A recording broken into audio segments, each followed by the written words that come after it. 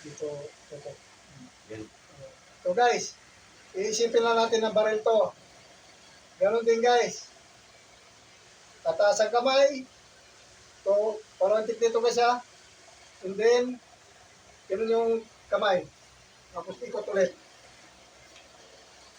Bali lahat to guys, patutukan o sa likod to.